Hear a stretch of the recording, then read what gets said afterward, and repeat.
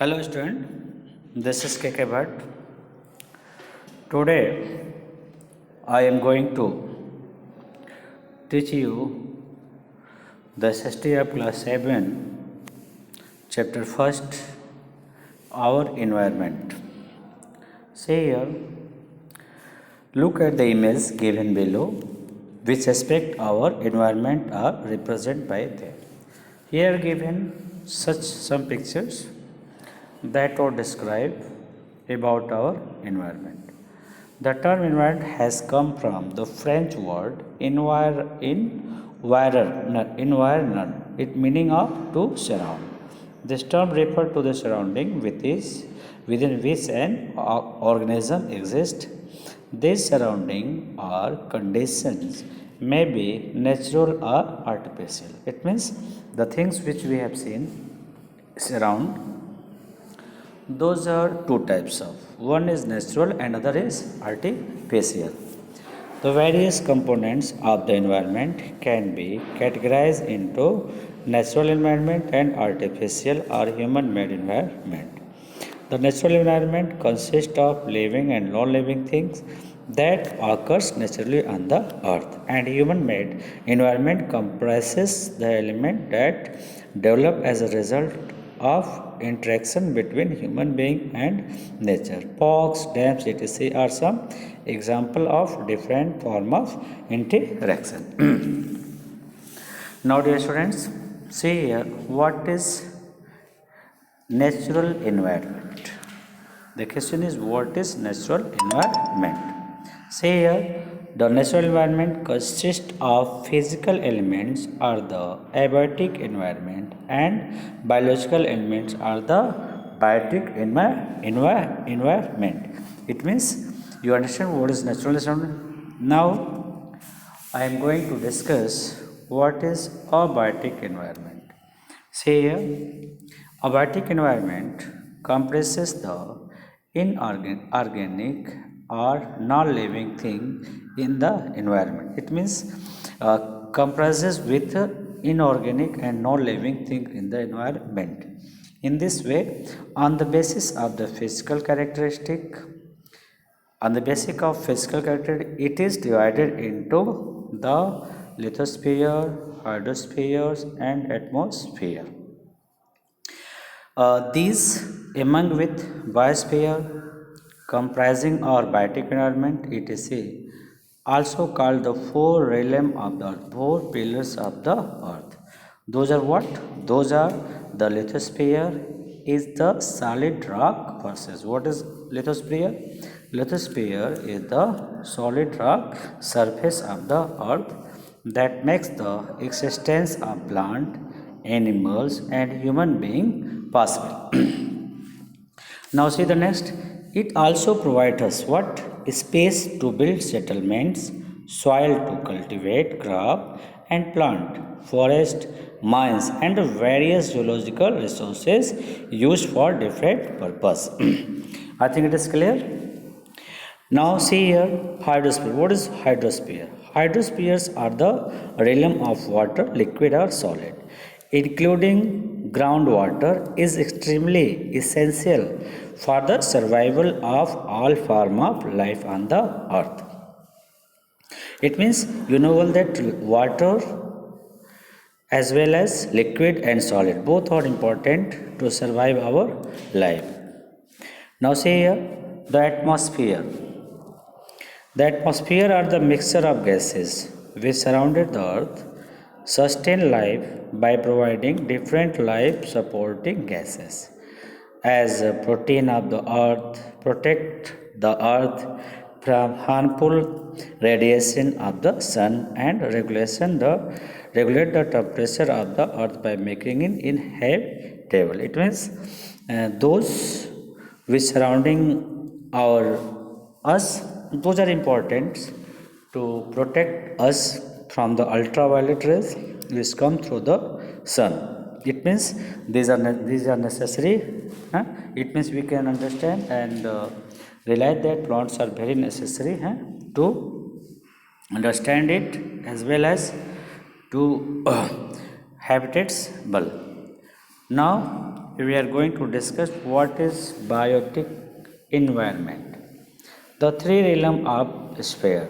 First is lithosphere, second is hydrosphere, and third is atmosphere. These three realms just creates a biotic environment. Converts to form.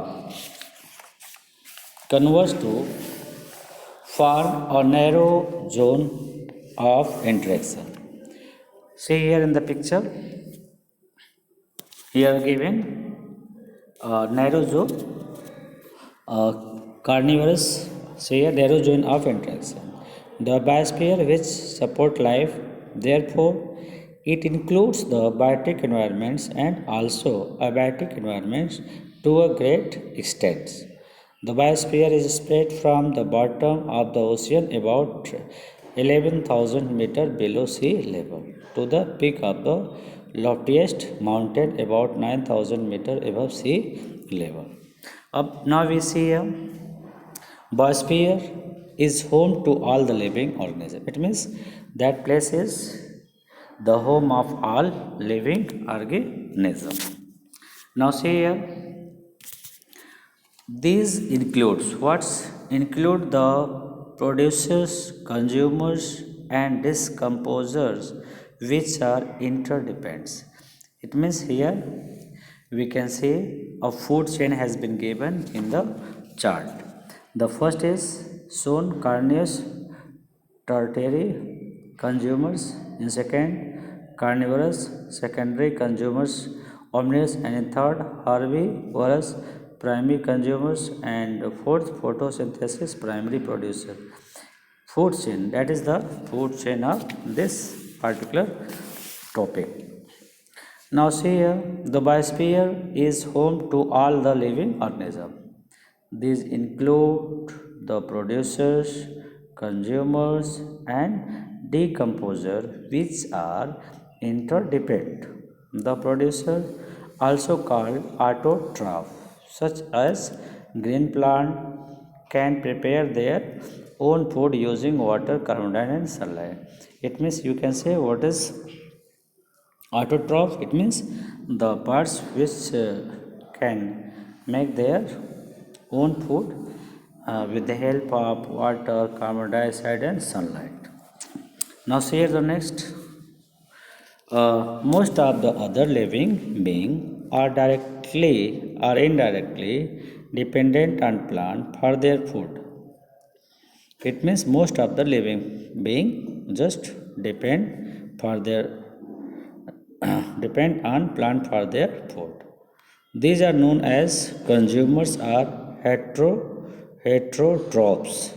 Consumers are three types. How many types? Three types. The first is called herbivorous, second carnivorous, and third is omnivorous.